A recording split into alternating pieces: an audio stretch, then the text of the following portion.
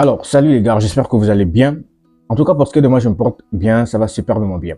Aujourd'hui, j'ai envie d'attaquer l'une des idées les plus répandues dans la manosphère, c'est-à-dire l'hypergamie. J'ai observé aussi un certain fatalisme chez certaines personnes lorsqu'ils abordent l'hypergamie et beaucoup d'hommes aujourd'hui n'arrivent plus à faire confiance à certaines femmes. Certains hommes aujourd'hui se disent que c'est impossible parce que les femmes sont toujours hypergames et qu'elles le quitteront forcément pour un homme qui gagne mieux. Mais je pense que il faut contextualiser les choses. Je pense que l'hypergamie poussée à son extrême est décorrélée de la réalité. Parce que l'idée la plus répandue, c'est que vous serez toujours remplacé ou que les femmes sont incapables de réellement aimer un homme. Mais je vous pose la question. N'avez-vous pas été en couple avec une fille qui était en mesure de pouvoir faire certaines choses juste pour vous démontrer qu'elle vous aime? Il y a des filles qui étaient prêtes à sauter la fenêtre, qui étaient prêtes à faire telle chose, telle folie juste parce qu'elles voulaient être avec vous. Vous pensez réellement que c'est impossible pour une femme d'aimer un homme? Vous pensez réellement que vous serez toujours remplacé si la femme estime que vous n'êtes pas un alpha? Aujourd'hui, l'ego de beaucoup d'hommes sont construits autour du mot alpha, bêta, parce que on a souvent cette envie-là d'appartenir à un groupe. Ça veut dire que dès lors qu'on appartient à un groupe, si une personne se comporte comme un alpha, on se sent tous alpha. Si une personne se comporte comme un bêta, on le rejette et on se dit non, lui là c'est un bêta et on se sauve à travers le groupe. Ça veut dire que on tire notre estime, notre ego du groupe. Donc, le fait de regarder des vidéos Red Pill, le fait d'appartenir à une communauté Red Pill, certains hommes se sentent en confiance avec et certains hommes boostent leur ego à travers ça, alors que au fond, il n'y a rien. Au fond, rien n'est solide. Je vous assure que souvent, l'ego de ces hommes qui pensent ainsi est aussi vite éclipsé dès lors qu'une femme les quittera pour un autre homme. Parce que la mentalité, c'est de se dire que je suis un alpha, parce que la femme m'a choisi. Et souvent, lorsqu'une femme quitte un autre homme pour nous, on se dit, on est plus alpha. Je suis plus alpha que cet homme-là. Mais penser comme ça, c'est totalement bête en fait. Il y a plusieurs raisons pour lesquelles une femme peut quitter un homme aussi. Ça, il faut le comprendre. Donc, souvent, quand l'ego est construit à travers du mot alpha, dès lors qu'une femme vous quittera pour un autre homme, aussitôt, l'ego sera détruite. Et vous allez penser que vous êtes un bêta parce qu'une femme peut vous quitter du jour au lendemain pour un autre homme. Donc, si votre ego est construit autour du mot alpha ou autour de votre communauté, le fait d'appartenir à cette communauté et de penser que je suis un alpha parce que je regarde des vidéos, parce que c'est totalement faux. Il faut dépasser ces communautés-là. Il ne faut pas s'arrêter simplement là. Il faut grandir, les gars. Il faut aller plus loin que ça. Ne vous arrêtez pas simplement à regarder des communautés et comprenez même le fond, le vrai message à travers ces vidéos-là. Beaucoup n'ont pas réellement compris cela. Donc, c'est une parenthèse. Sans plus tarder, on va aborder le sujet.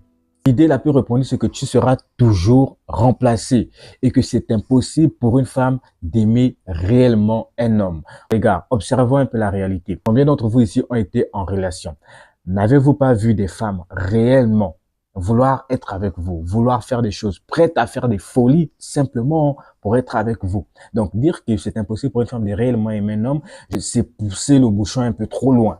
Je pense que les gars l'abordent mal. Ça tourne en boucle. Elle partira toujours. Elle n'est pas à toi. Elle partira dès qu'elle trouvera mieux. Je pense que c'est faire fausse route. Il faut comprendre réellement les choses. Il faut comprendre l'hypergamie en soi. L'hypergamie n'est pas forcément une mauvaise chose. L'hypergamie, c'est une tendance générale. C'est une tendance évolutive qu'ont développé les femmes pour se permettre d'avoir le meilleur homme, pour se permettre d'avoir l'homme qui était en mesure de pouvoir subvenir à leurs besoins et en même temps de pouvoir s'occuper de leur progéniture. C'est ça l'hypergamie. Le problème dans l'hypergamie, lorsque la plupart des gens vont l'aborder, c'est qu'ils vont prendre une tendance biologique. Le fait que les femmes rechercheront statistiquement un homme de statut supérieur ou égal et qu'ils vont transformer cela en une loi rigide, une loi absolue qui écrase tout le reste, alors que c'est totalement faux. Il faut réellement comprendre l'hypergamie chez les femmes. Oui, les femmes sont hypergames. Ça ne veut pas dire qu'elle vous quittera forcément dès lors qu'il y aura un homme plus alpha que vous.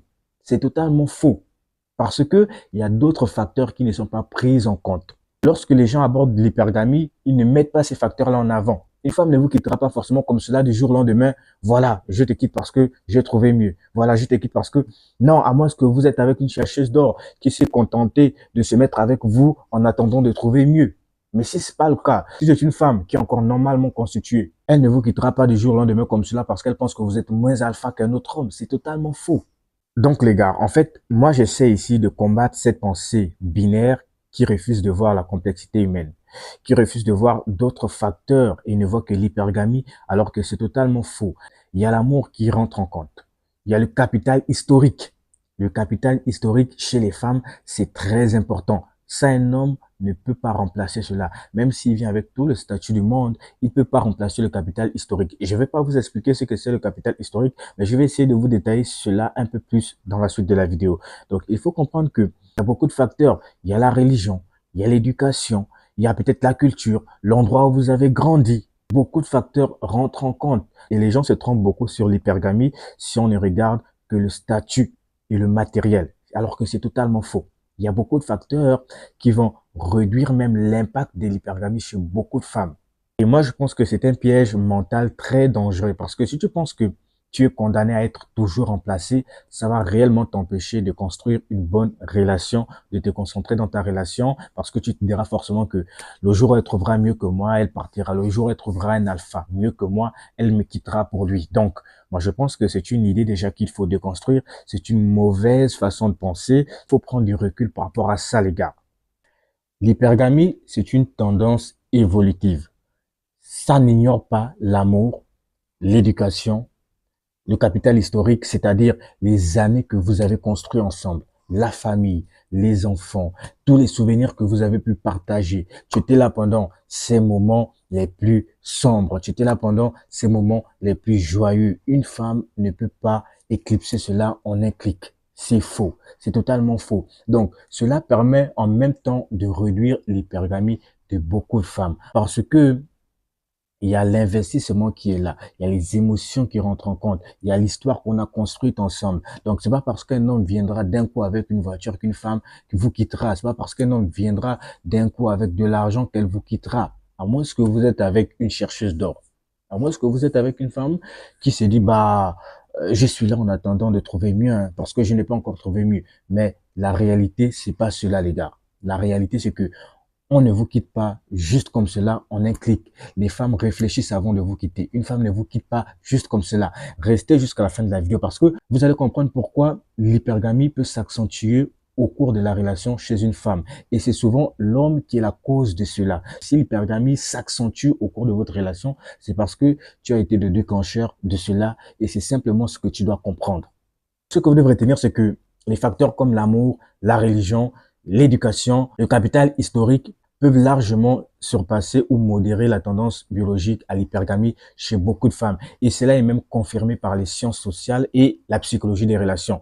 Donc, arrêtez de vivre dans un fatalisme où vous vous dites qu'une femme vous quittera forcément pour un alpha, pour un homme plus dominant que moi. C'est une mauvaise mentalité à avoir.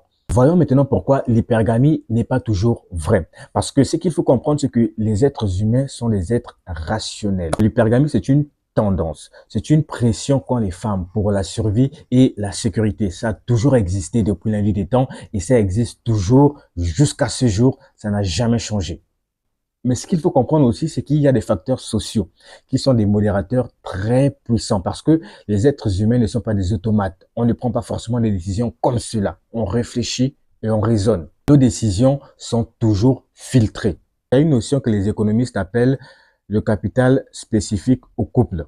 Ça veut tout simplement dire quoi? Ça veut simplement dire que le coût de quitter une stabilité pour un homme de statut légèrement supérieur devient prohibitif pour beaucoup de femmes. Perdre sa stabilité actuelle juste pour un gain, souvent certaines femmes ne jugent pas cela avantageux. Parce que perdre sa stabilité actuelle pour un homme dont on n'est même pas sûr qu'il me prendra comme femme, perdre sa stabilité actuelle, tout ce qu'on a construit avec un homme, seulement parce que j'ai vu un homme de statut supérieur, un homme qui peut m'apporter plus en termes de gains potentiels, c'est pas forcément le cas pour toutes les femmes. Certaines le feront. Certaines sont vicieuses. Oui, comme certains hommes aussi sont vicieux. Donc, lorsqu'on vous parle de l'hypergamie, très souvent, il y a d'autres facteurs qu'on ne prend pas en compte, comme les valeurs morales, l'éducation, la religion, qui vont façonner l'individu en valorisant les traits qui vont rentrer forcément en compétition avec le statut. Une femme qui a été élevée dans un foyer où la loyauté est quelque chose de très capital, à ce moment-là, la loyauté deviendra une valeur personnelle qui façonnera cette femme et qui rentrera en compétition avec le statut. Ça veut dire qu'une femme très loyale, une femme qui a cette valeur-là, ne vous quittera pas forcément parce qu'un homme gagne plus que vous. C'est totalement faux. Ça, c'est des facteurs qu'il faut prendre en compte.